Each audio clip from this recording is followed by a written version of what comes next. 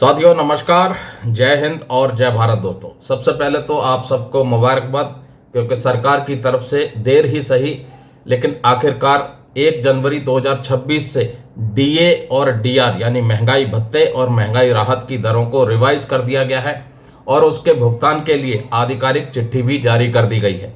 अब 1 जनवरी 2026 से सभी केंद्र सरकार के कर्मचारियों और पेंशनर्स और फैमिली पेंशनर्स को महंगाई भत्ते और महंगाई राहत की जो दरें मिलेंगी वो 58% से बढ़कर के 60% की दरों से मिलेंगी, जो कि उनकी सैलरी और पेंशन के साथ समय समय पर क्रेडिट कर दी जाएंगी और जो एरियर है उसका भुगतान भी जल्द ही हो जाएगा। अब बात कर लेते हैं दोस्तों, आर्मर्ड फोर्सेस पर्सनल जो लो मेडिकल कैटेगरी में डिस्चार्ज होते हैं,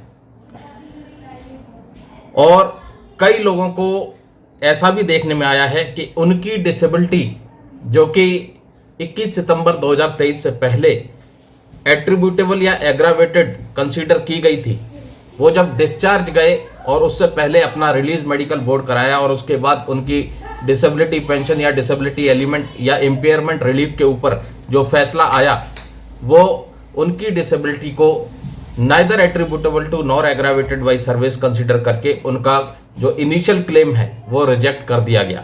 अब ऐसे में क्या करना चाहिए?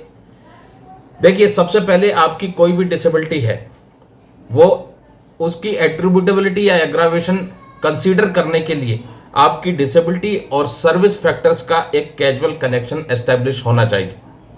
अब सरकार के द्वारा जो नई पॉलिसी जारी की गई है उसके अनुसार काफ़ी चीज़ों को स्ट्रीमलाइन किया गया है, जिसमें कि अगर देखें जो डिसेबिलिटी पहले एट्रीब्यूटेबल टू या एग्रावेटेड बाई सर्विस कंसीडर की जाती थी, वो कुछ disabilities neither attributable to nor aggravated हो गई हैं।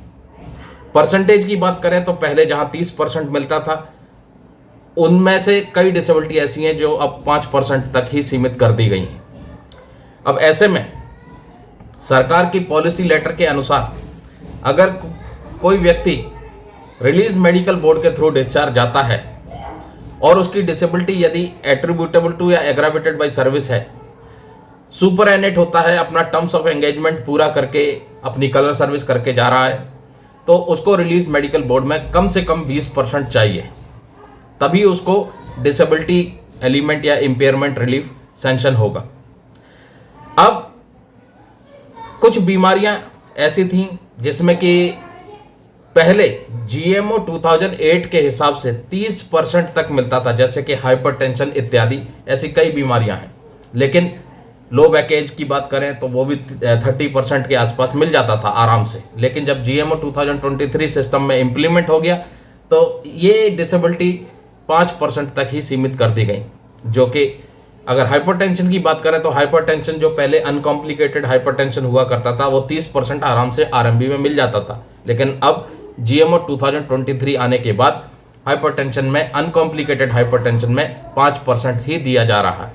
अब एक सैनिक ने पूरी कलर सर्विस की, अपना टर्म्स ऑफ एंगेजमेंट पूरा किया, उसकी हाई एलटी की मान लो डिसेबिलिटी है हाइपरटेंशन की, लेकिन उसका जो डिग्री ऑफ इम्पेयरमेंट है वो 20% से कम है, यानी कि 5% लेकर के आया है। क्या उसको मिलेगा?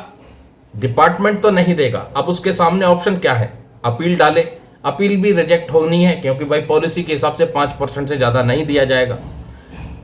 उसके बाद कोर्ट का दरवाजा वो जरूर खटखटाए, क्योंकि जब वो लो मेडिकल कैटेगरी हुआ था उस वक्त उसकी डिसेबिलिटी गाइड टू मेडिकल अफसर यानी जीएमओ 2008 के हिसाब से आंकी गई थी, जो कि 20% से ज़्यादा थी। लेकिन जीएमओ 2023 इम्प्लीमेंट होने के बाद उसकी जो डिग्री ऑफ इम्पेयरमेंट है वो ड्रास्टिकली रिड्यूस कर दी गई और 5% तक सीमित कर दी गई, जिसका परिणाम ये हुआ कि उसको जो डिसेबिलिटी एलिमेंट का क्लेम है वो रिजेक्ट कर दिया गया। अब वही हाई एलटी की डिसेबिलिटी किसी सैनिक को, हाइपरटेंशन की बात कर रहा हूं, हाइपरटेंशन किसी सैनिक को हाई एल्टीट्यूड एरिया में हुआ और कलर सर्विस होने से कुछ ही महीने पहले या 1-2 साल पहले उसको शेल्टर अपॉइंटमेंट विड्रॉ करके निकाल दिया जाता है, तो वो 5% पर भी उसको 50% राउंडिंग ऑफ का बेनिफिट मिल जाएगा। क्यों? क्योंकि हाई एल्टीट्यूड की उसकी डिसेबिलिटी थी, उसने जो टर्म्स ऑफ उसकी एट्रीब्यूटेबिलिटी या एग्रावेशन का जो कंडीशन था वो फुलफिल था।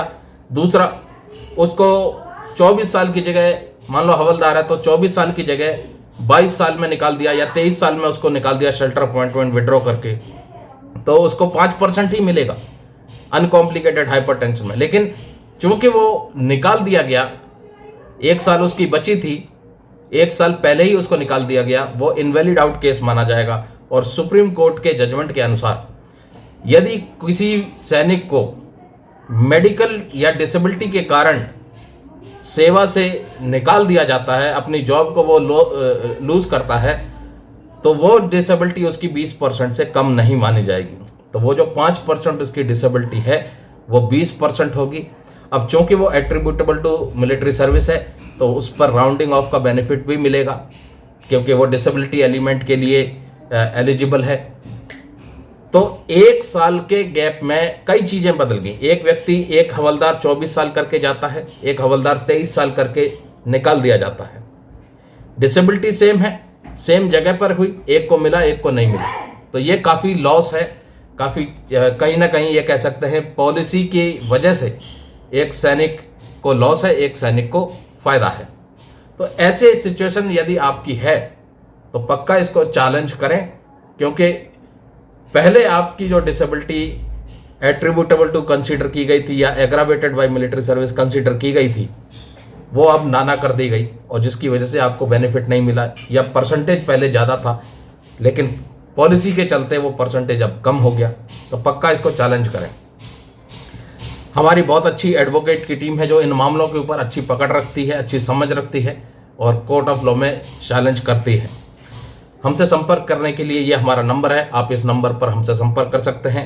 आपका अगर डिसेबिलिटी पेंशन, डिसेबिलिटी एलिमेंट या इम्पेयरमेंट रिलीफ रिजेक्ट कर दिया गया है कि जो है पॉलिसी के चलते, तो उसको चैलेंज करने के लिए हमारी एडवोकेट की टीम आपकी ज़रूर मदद करेगी। नमस्कार, जय हिंद, जय भारत दोस्तों।